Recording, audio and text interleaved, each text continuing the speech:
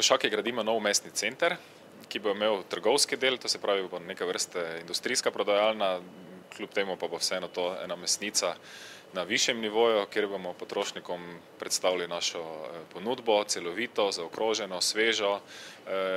Dodali bomo tudi nekaj izdelkov, ki sodijo zraven k mesu, recimo začimbe, zelenjavo in podobno. Hkrati bomo pa sodobnim gospodinjam, ki imajo vedno manj časa, ponudili tudi izdelke, ki so že pripravljeni, pečeni in jih bodo lahko zelo v kratkem času potem ponudila svojim domačim v gospodinjstvu. Torej gre za nadgradnjo trgovine Friško, v kateri stojimo tukaj in ki je že na voljo? Tako drži. Pravzaprav v naših razvojnih investicijskih projektih predvidevamo, da bomo to lokacijo porušili, ker bo tukaj vhod ekspedita za sveže meso. Ko bomo zgradili tukaj novo tovarno, zato smo se odločili, da bomo zgradili nov, sodobnejšo mestni center oziroma sodobnejšo prodajalno, ki bo imela dva dela. En je trgovski del, kjer bodo seveda potrošniki lahko dobili naše izdelke po nekoliko ugodnejši ceni.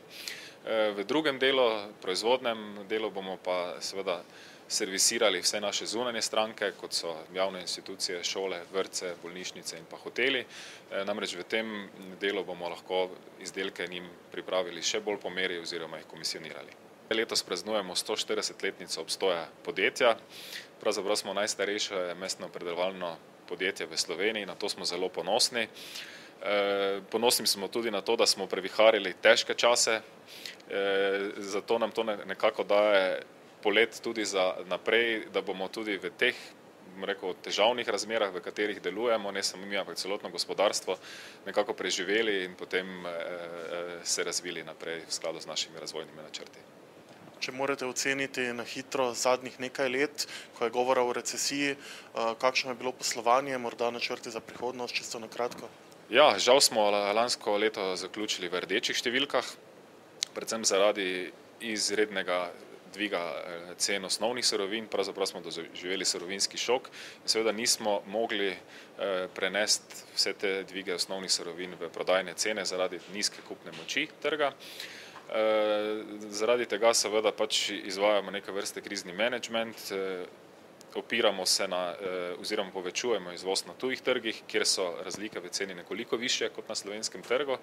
In seveda pred nami so investicije, ki nam bodo omogočile, da bo naša proizvodnja, da bo naši poslovni procesi še bolj optimirani in seveda to nam daje upanje za naprej. Kakšne aktivnosti bodo to 140-letnico še zaznamovale? Nekako smo te aktivnosti razdelili v tri dele.